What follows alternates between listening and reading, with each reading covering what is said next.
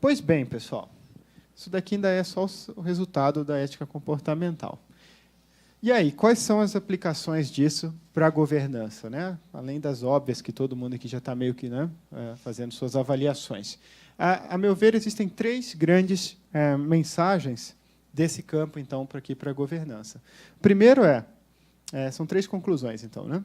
Primeiro, os grandes escândalos de governança, eles ocorrem apenas porque obtêm o apoio, seja tácito ou explícito, de muitas pessoas comuns, boas, como nós. Então, esses casos todos, é ilusão achar que eram maçãs podres só. Algumas poucas pessoas. Nenhum desses. Na verdade, havia muitas pessoas como nós que ou explicitamente, voluntariamente, ou implicitamente, porque também quando você não quer ver, você não vê. Então, nessas grandes organizações, tem coisas assim que eu não quero nem saber o que está acontecendo. É um processo inconsciente. Então, essa é a primeira grande mensagem. Quer dizer, não estamos falando só de maçãs podres, a gente está falando quase todos esses escândalos de problemas maiores. Se você pegar esse caso do Volkswagen, das emissões, tem gente que fala, mas foram alguns engenheiros agora que inventaram de fazer isso daí. É óbvio que não é assim. A coisa é muito maior.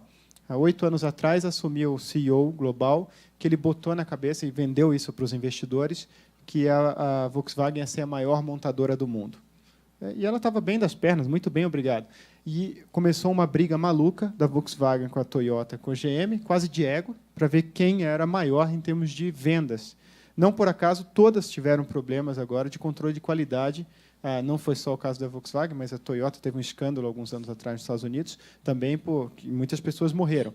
Então, esse desespero de crescer a qualquer custo, associado ao fato de que nos Estados Unidos eles não conseguiram encontrar uma tecnologia a tempo, né, limpa e num custo adequado para conseguir vender bastante lá nesse mercado, em certo momento eles falaram o seguinte, olha, vamos fazer isso daqui, mas daqui a 6 meses a gente vai achar a tecnologia e a gente vai corrigir isso daí.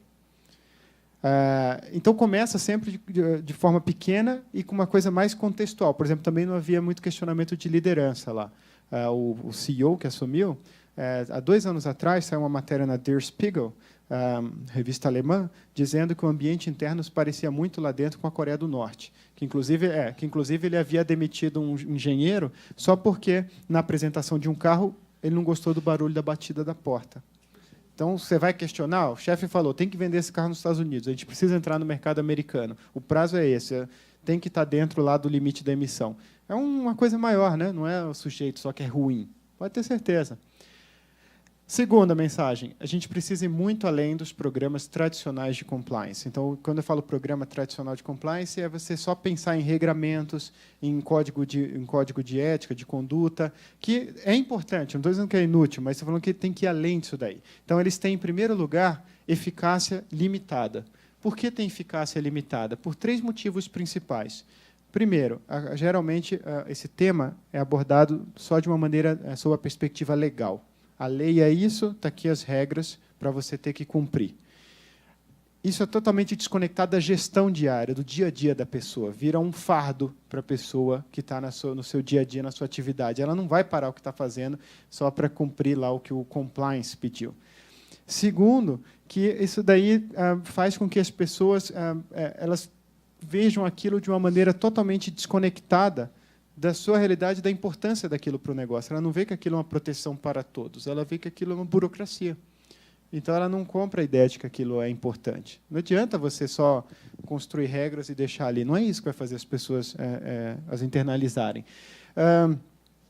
E o terceiro aspecto aqui do compliance, né, é que, no final das contas, as pessoas elas querem ter uma perspectiva moral das coisas e não só seguir a regra sem nenhum tipo de questionamento. Você chega lá e impõe alguma coisa do ponto de vista moral, do ponto de vista burocrático, e a pessoa não vê sentido em seguir aquilo ali. Não por acaso, todas essas empresas que passaram por grandes escândalos tinham programas de ética e compliance completos, com investimentos enormes, mas que claramente não funcionaram. Pior ainda, pessoal, esses programas podem gerar efeitos colaterais. Então, acho que aqui é um ponto importante, que não é que só pode não melhorar, mas pode aumentar o número de violações. Então, você aumentar muito o número de regras e controles pode fazer com que o número de transgressões aumente, por dois motivos principais.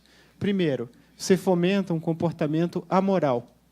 Tudo aquilo que não é proibido é permitido. O exemplo mais interessante, né, o experimento mais interessante que eu conheço, foi numa escola nos Estados Unidos, que alguns pais iam buscar os filhos 2h30 da tarde, muito tarde, que dava uma dor de cabeça enorme para a escola. E aí veio lá um sujeito, né, que é a mentalidade do economista, sempre falou o seguinte: fácil, aplica uma multa.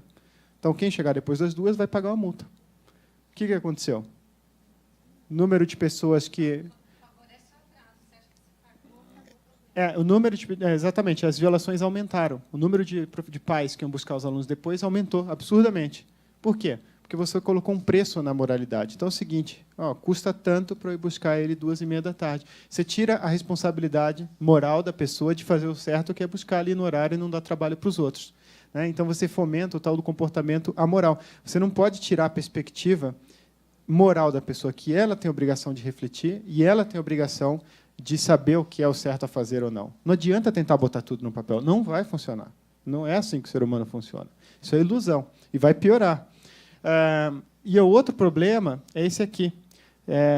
Tem uma chamada teoria da reatância, que mostra que, quando tem um excesso de regras e controles, as pessoas tendem a violar mais as regras porque elas querem reafirmar sua liberdade. A pessoa quer falar o seguinte: olha, eu estou num ambiente aqui que eu estou sendo tratado quase como um prisioneiro, então eu tenho uma vontade maior de burlar a regra, porque eu quero reafirmar que eu tenho realmente liberdade para isso. E eu vou dar até um exemplo pessoal. Quando eu vou, às vezes, em algumas organizações, tem tantas regras que, às vezes, eu me sinto tentado a falar: não vou seguir isso aqui. É algo assim que você fica, né, incentivado a tentar mostrar que você tem uma autonomia para alguma coisa, né? Nem que seja burlar uma pequena regra. Bom, eu não vou mostrar essa frase aí do Peter Drucker. Existem outros efeitos colaterais. Por exemplo, esse aqui, hipegiafobia, né, que é o medo de assumir responsabilidade. Então, as pessoas podem ficar paralisadas. Tem tanta regra e controle que eu não faço nada. Eu não faço nada. Faço coisa alguma, aliás. Né? Eu fico lá e não faço coisa alguma. O outro, né, que é o foco só na regra e não no resultado, que é o que importa também, no sentido de fazer a coisa direito. Então, olha, o paciente morreu, mas pelo menos cumprimos todos os procedimentos. Então, é isso, né? Então, tem muitos efeitos colaterais. Tem o efeito bola de neve: quanto mais você gasta, mais você vai ter que gastar, não pode voltar atrás. E, por fim, é o efeito Pigmalião, né, que quando você envia um sinal de desconfiança para as pessoas, se você trata as pessoas como criminosos, a chance de elas se comportarem assim vai ser muito maior. As pessoas reagem muito dependendo de como você as trata. Se você passa confiança e acredita nelas, elas têm um tipo de comportamento. Se você trata como criminoso, a tendência é que ela se comporte como criminosa. Então, o sistema de compliance, aqui, o tradicional, não soluciona o problema, inclusive porque ele é feito para pegar maçã podre. Mas o problema maior nas organizações não são as maçãs podres, é quando o barril fica todo comprometido. Tá? Então, o que a gente precisa fazer? Né? Então, o programa tradicional é só o que a gente observa da tal da infraestrutura ética de uma organização. Né? Então, podem gerar os efeitos colaterais. O importante é a gente criar um ambiente que as pessoas sistematicamente reflitam sobre as implicações éticas das suas decisões, que elas tenham responsabilidade disso. Ao invés de você procurar criar um ambiente para fazer com que as pessoas cumpram as regras de uma maneira irrefletida, sem questionar. Elas têm que questionar e têm que refletir. Né? Então, é isso que vai fazer com que as pessoas se tornem vigilantes umas com as outras. Eu acho que a melhor organização é aquela que cada um vai meio que monitorar o outro, no sentido de que vai querer fazer a coisa certa. Né? E, se você não fizer, eu vou estar ali de olho em cima de você. Só que é mais difícil chegar a uma organização desse tipo. É mais fácil criar ilusão de controle, criando um monte de burocracias e regras. Mas isso não vai solucionar. O que é boa governança, né? Boa governança corporativa? Para começar, ela deve ser baseada em princípios e não em práticas. Acho que o tema governança ele foi muito vendido com a ideia de práticas. Olha, é só adotar essas práticas, pronto, você já tem boa governança. E, sem intenção, claro, mas, por exemplo, o próprio código do IBGC se chama Código de Melhores Práticas. O novo mercado da Bolsa é um segmento onde você tem lá um hall, né, de requisitos, e, se você cumprir, você está dentro. Então, isso reforça a ideia de checklist, de que, assim, olha, é só ter essas práticas, tem governança. E não é. Governança é você, de fato, ter um comprometimento com certos princípios, que eu não vou entrar agora neles, mas até nesses livros aí que eu escrevi, eu elenquei 10 princípios, por exemplo, obviamente, questão de transparência, questão de você ter contrapesos independentes no processo decisório, questão de você ter diversidade nos principais órgãos de governo da companhia. Enfim, tem vários princípios importantes que a prática é apenas consequência disso, né? Então, a boa governança é baseada em princípios, numa cultura organizacional que inspire e extraia o melhor das pessoas. Então, a ideia da cultura é fundamental. E o que é a cultura? É aquele ambiente psicológico e social único da organização. É a forma como as coisas são feitas ali. É quais são as normas de comportamento que são aceitas naquela situação. Então, que tipo de cultura, que é uma cultura saudável, para minimizar a chance de decisões antiéticas? Então, você tem uma cultura, por exemplo, que proporcione às pessoas segurança. Então, a sensação de segurança é fundamental. Se há uma palavra por trás de todos esses escândalos que vocês viram, é a palavra medo. Eram ambientes onde o medo reinava. O medo de quê? É o medo de você não atender às expectativas dos chefes, é o medo de você ser demitido, é o medo de você tomar uma decisão, é o medo de você ser ridicularizado pelos pares. É o medo. O medo é que está por trás de tudo isso. Bastante primitivo mesmo, né? Então, reduzir o medo é algo fundamental. Tem uma frase aqui que eu gosto, né, em relação a esse tema, que é: você não pode comandar uma companhia pelo medo, porque a forma de eliminar o medo é evitar as críticas. E a forma de evitar as críticas é não fazer coisa alguma. Então, a gente tem que eliminar o medo, né? É um elemento chave. Segundo, é você incentivar o pensamento dissonante. É você criar, de fato, um processo decisório nas empresas que tenha os tais dos anteparos, os freios e contrapesos. E aqui tem uma outra frase que é irresistível, né? Eu acho bem bacana, que é do Alfred Sloan, que foi o sujeito que foi considerado o arquétipo, né, do executivo do começo do século passado, o primeiro presidente da GM, durante uns quase 30 anos. Ele dizia o seguinte: senhores, percebo que chegamos a um consenso em relação à nossa decisão. Proponho, então, que adiemos a discussão desta matéria até a próxima reunião para termos tempo de criar discordância e talvez passarmos a compreender um pouco a decisão que estamos tomando, né? Então, primeiro, pode parar, porque se está com consenso demais, né, que a gente não está entendendo ainda o que estamos fazendo. Terceiro elemento, permitir às pessoas discutir de forma franca os dilemas éticos enfrentados no dia a dia. É como se fosse uma exposição de fragilidade falar de ética nas empresas, assim, de situações que as pessoas estão passando. Enfim, as pessoas ficam envergonhadas, né, de falar assim: olha, eu estou tendo esse dilema. Então, você tem que criar uma forma das pessoas discutirem de forma concreta também. Olha, é isso aqui que eu estou vivenciando. Porque os códigos de ética e conduta são importantes, mas são mais etéreos, né? Então, a pessoa precisa dar concretude àquilo. Bom, evitar o uso excessivo de regras e controles. E, finalmente, esse aqui, criar um ambiente no qual cada um seja responsável não só pelos atos, mas também pelas omissões. Quer dizer, silêncio é igual concordância.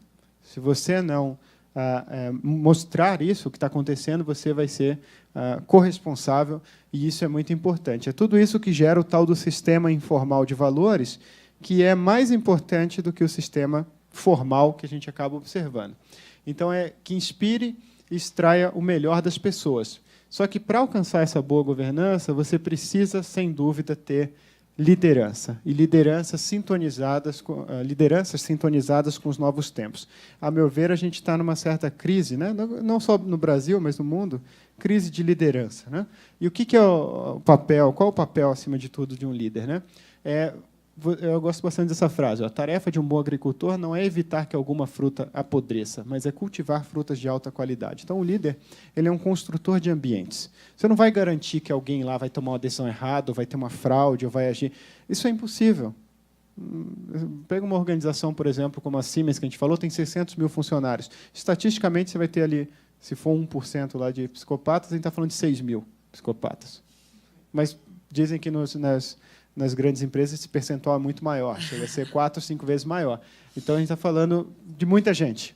Tá? Então, você não vai ter como, mas o que você pode fazer... Oi? E a proporção nos altos cargos ainda maior. Isso é o que as pesquisas mostram. Então, a gente está falando de mais ou menos aí, pelo menos 10% aí em altos cargos. Mas, enfim. Então, você tem que construir um bom ambiente. Quer dizer, não é evitar que alguém haja de forma corrupta, específico, mas é você dar as condições para que floresça o melhor nas pessoas. Que as pessoas possam desempenhar bem o seu papel, que a grande maioria quer fazer direito, quer fazer a coisa certa. A grande maioria quer ter condições, né, para poder realmente ter uma contribuição positiva para os outros. A grande maioria das pessoas. Então, você tem que ter um equilíbrio entre essa abordagem tradicional do compliance, que é essa que a gente vê hoje, e essa abordagem, que eu estou chamando de abordagem da integridade, que tem muito mais a ver com o cultivo da consciência das pessoas. Né? As duas são necessárias, mas hoje a ênfase é muito grande na primeira só.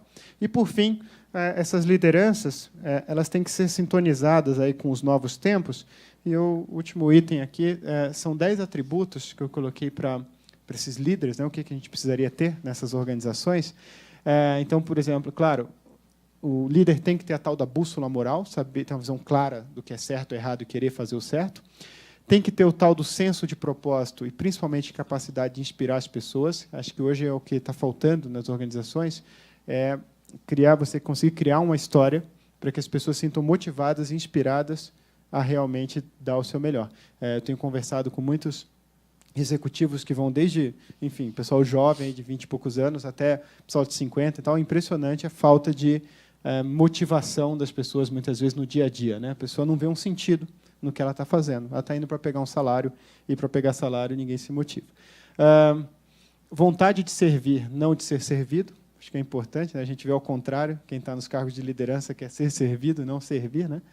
Vontade de assumir a responsabilidade e não de se omitir da responsabilidade, que a maioria também nunca tem culpa em coisa alguma. Né? Disposição de enfrentar ambientes com pessoas com visões diferentes da sua. É muito fácil e prazeroso, como eu mostrei, estar em ambientes que as pessoas falam exatamente o que a gente quer ouvir, porque isso é agradável, mas o desafio do líder é realmente você procurar ativamente frequentar os ambientes onde você vai ter pessoas com visões diferentes. Capacidade de conseguir extrair o melhor das pessoas, não o pior, como infelizmente acontece. Busca por ambientes com maior diversidade, né? Aberturas para receber opiniões contrárias. Então, a palavra diversidade que a gente estuda aqui, né? Temos um grupo, algo que todo mundo adora falar. Eu gosto da diversidade, mas, na prática, a história é bem diferente, né? Infelizmente. Aqui eu coloquei empatia e vontade de cuidar de cada uma das pessoas da organização, porque cada vez mais a gente sente que as organizações têm uma visão muito comoditizada das pessoas, como se fossem simples números. Né? E o que é importante é que o líder ele veja que cada um tem uma história de vida, tem um sonho e etc., e realmente tem a vontade de cuidar de cada uma das pessoas que se dedica ali à organização. Visão de longo prazo, não de curto. Hoje a mentalidade é muito associada a curto prazo, tiro curto, né? Ausência de compromisso com grupos de interesse específicos e, finalmente, também, né, não é só ser popular, fazer o que todo mundo gosta, mas é a coragem de ir contra a maré em certas circunstâncias e fazer algo que vai contra aí o que a maioria ali gosta. Acho que esses são os atributos importantes. E aqui são o resumo da ópera, né, que eu já comentei todos os itens, e deixei aqui um material que são livros sobre esse tema de ética comportamental. Todos eles têm uma mensagem interessante. E aí vocês estão vendo, inclusive, já o viés do self-serving, né, do egoísmo, que eu coloquei aqui o meu também como filho de Deus, né? Mas que também vocês verem como viés é algo que você não perde mesmo tendo ciência deles. Mas é isso, pessoal. Espero que tenha sido útil. Fico à disposição aqui para, enfim, a gente trocar aí algumas ideias. Mas eu realmente acho que é importante esse tema aí para complementar a nossa visão sobre governança. Obrigado.